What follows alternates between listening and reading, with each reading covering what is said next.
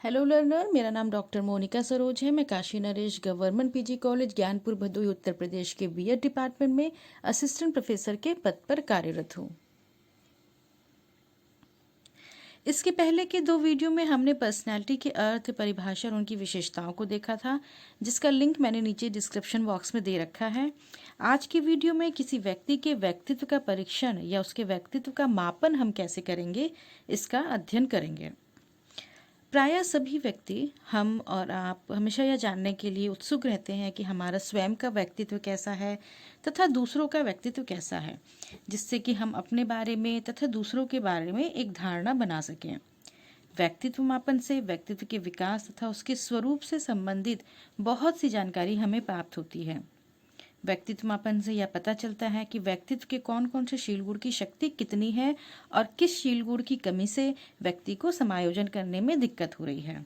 अतः व्यक्तित्व मापन करके वैसे व्यक्तियों को जिन्हें समायोजन में व्यक्तिगत कठिनाइयां हैं, उन कठिनाइयों को दूर करने में मदद की जा सकती है। मनोवैज्ञानिकों ने व्यक्तित्व मापन की बहुत सी विधियों या परीक्षणों का प्रतिपादन किया है। इन प्रचलित विधियों को प्रायः निम्नलिखित वर्गों में विभाजित किया जा सकता है, जिसमें है आत्मनिष्ठ विधियाँ, सब्जेक्टिव मेथड्स, वस्तुनिष्ठ विधियाँ, ऑब्जेक्टिव मेथड्स, प्राक्षेपी विधियाँ, प्रोजेक्टिव मेथड्स। आत्मनिष्ठ विधियाँ, इस वर्ग में वे तकनीक आते हैं, वे विधियाँ आती हैं जहाँ हम इस बात का पता लगाने की चेष्टा करते हैं कि व्यक्ति स्वयं अपने बारे में क्या कुछ कहता है।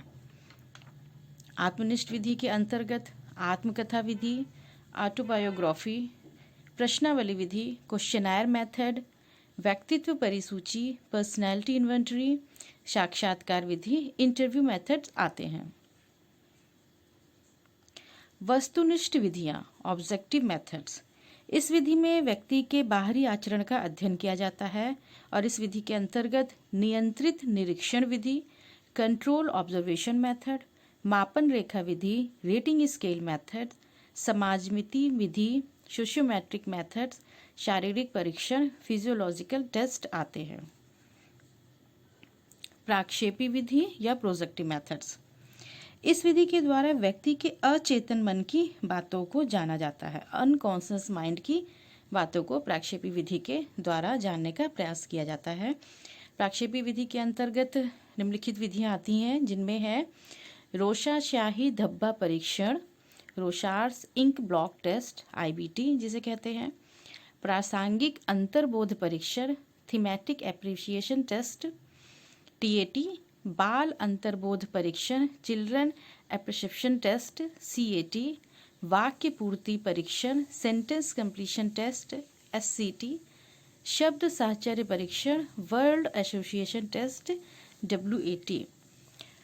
व्यक्तित्व के मापन की जो विधियां हमने अभी देखी हैं, आत्मनिष्ठ विधि, सब्जेक्टिव विधि और प्राक्षेपी विधि में, इनमें जो सबसे प्रमुख और सबसे इम्पॉर्टेंट जो विधियां हैं वो प्रोजेक्टिव मेथड्स ही हैं। और प्रोजेक्टिव मेथड्स की ये जो यहाँ पे विधियां हमने चर्चा की है, रोशार्स इंक ब्लॉक टेस्ट या TAT, CAT, तो ये जो मेथड्स हैं ये बहुत ही इम्पॉर्टेंट हैं और ज़्यादातर एग्ज़ाम में इन्हीं मेथड्स के बारे में पूछा जाता है। और व्यक्तित्व के बारे में अगर आप अध्ययन कर रहे हैं तो उसमें आपको व्यक्तित्व मापन की प्राक्षेपी विधि के बारे में जानना बहुत ही ज़रूरी है। व्यक्तित्व मापन की विधियों में अभी तक हमने जो आत्मनिष्ठ विधि, वस्तुनिष्ठ विधि और प्राक्षेपी विधि को देखा है, तो नेक्स्ट कुछ वीडियो में हम इन विधियों को अलग अलग देखेंगे और उनका डिटेल से हम अध्ययन करेंगे। Thank you.